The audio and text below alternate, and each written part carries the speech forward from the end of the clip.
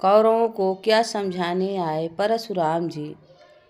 दोस्तों, जब कौरव और पांडवों के बीच युद्ध होना लगभग निश्चित हो चुका था, उसे समय भगवान श्री कृष्ण युद्ध टालने के आशय से पांडवों की ओर से शांति का प्रस्ताव लेकर हस्तिनापुर की सभा में महाराज धृतराष्ट्र के सम्मुख पहुँचे। उन्होंने धृतराष्ट्र से कहा, हे राजन, मैं पांडवों की ओर से शांति प्रस्ताव लेकर हस्तिनापुर आया हूँ। आप पांडवों को उनके पैतृक संपत्ति दे दीजिए। जब इस बात का विरोध दुर्योधन ने किया, तब भगवान श्री कृष्ण ने धृतराष्ट्र के सामने ऐसा प्रस्ताव रखा कि आप पांडवों को सिर्फ 5 गांव ही दे दीजिए। मैं आपको यह विश्वास दिलाता हूँ, जो कुछ मैं स्वीकार कर लूँगा, उसे स्वीकार करने में पांडव संकोच नहीं करेंगे।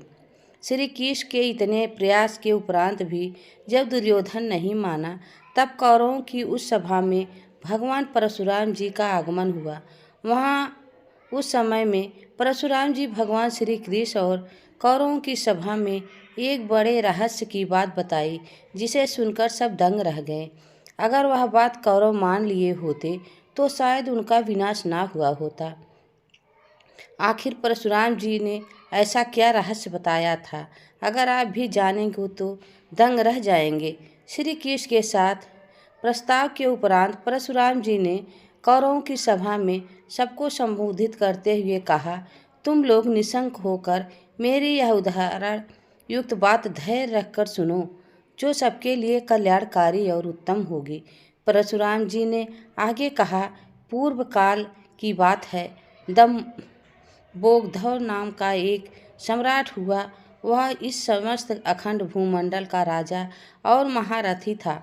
वह राजा प्रतिदिन ब्राह्मणों से पूछा करता था कि क्या इस जगत में कोई युद्धधारी है, अथवा मुझसे बढ़कर अथवा मेरे समान हो।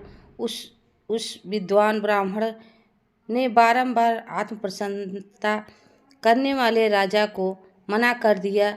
उसे विद्वान ब्राह्मण के मना करने के बाद भी वो राजा ब्राह्मण से बार बार यही प्रश्न करता रहा।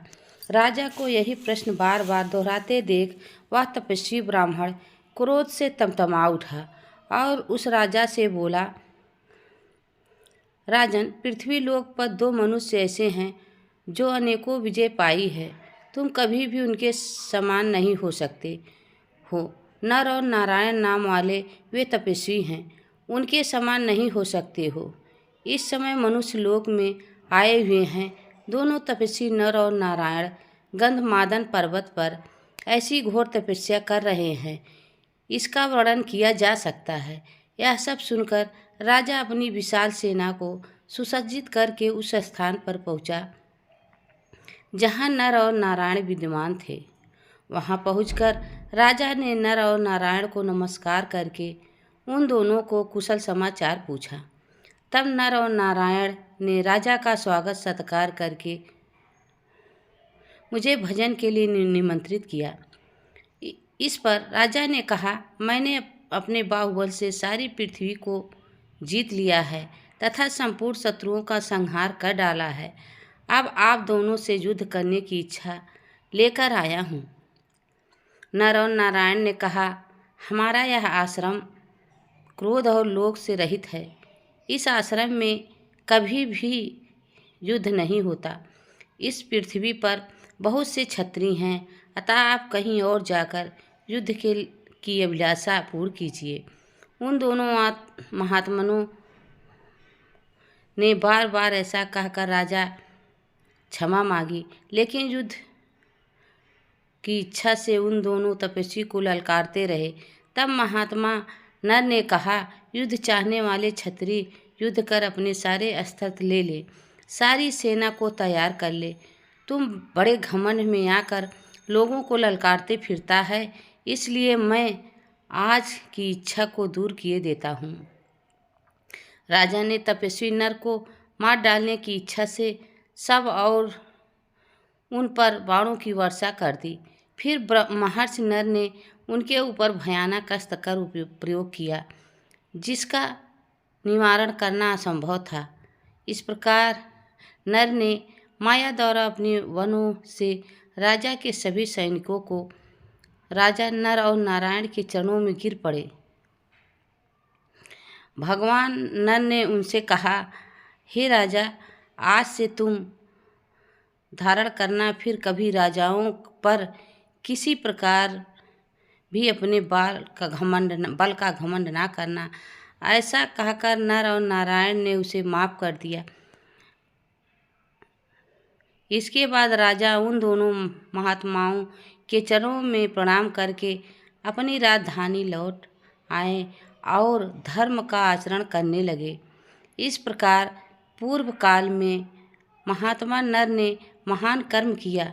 नर से भी अधिक अनेक गुणों के कारण भगवान नारायण श्रेष्ठ हैं। हे कौरवों, जब तक श्रेष्ठ गांडीव पर दिव्यास्त्रों का संधान नहीं किया जाता, तब तक तुम अभिमान छोड़कर अर्जुन से मिल लो और संधि कर लो, क्योंकि राजन, मैं जानता हूँ नारायण जिनके बंधु हों, वे नर स्वरूप अर्जुन युद्ध भूमि में हैं, जिनको जीतने का साहस तीनों लोकों में कौन कर सकता है। महाराज, अर्जुन में असंख्य गुण है एवं भगवान जनार्दन उनसे भी शेष हैं।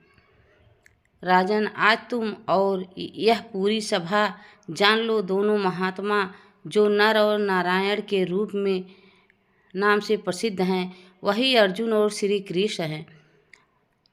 तुम्हें यह पता होना चाहिए कि वे दोनों इस संसार में सर्वश्रेष्ठ वीर हैं। अगर तुम्हें तनिक भी संदेह नहीं है, तुम मेरे कहने से श्रेष्ठ बुद्धि का आश्रय लेकर पांडवों के साथ संधि कर लो और अपने कुल को बचा लो। अपने पुत्रों को युद्ध में जाने से रोक लो। तुम्हारा कुल इस पृथ्वी पर बहुत प्रतिष्ठित और सम्मानित है। तुम अपने वास्तविक स्वार्थ का चिंतन करो, तुम्हारा कुल बच जाएगा, अन्यथा विनाश निश्चित है। परंतु घमंडी, बुद्धिहीन दुर्योधन तथा पुत्र मोह में अंधे हो चुके धृतराष्ट्र को इन सब की बातें समझ नहीं आई और उन्होंने परशुराम जी की सलाह नहीं मानी। उन्होंने अपने पुत्र मोह में पांडवों को अपनी पैतृक जमीन में से नहीं दिया और ना ही पांडवों से संधि की। भयंकर महाभारत का युद्ध हुआ, जिसमें सभी कौरवों का विनाश हो गया और लाखों लोग उस हवन रूपी युद्ध में आहुति बन गए। नर और नारायण रूपी कृष्ण और अर्जुन जिस पक्ष में थे, उन पांडवों की विजय हुई। तो दोस्तों, ये थी आज की वीडियो। दोस्तों, यह वीडियो आप सबको कैसी लगी कमेंट में ज़रूर बताना। चैनल पर नए हो तो लाइक सब्सक्राइब ज़रूर करें। तब तक के लिए राधे राधे, जय श्री कृष्ण, धन्यवाद।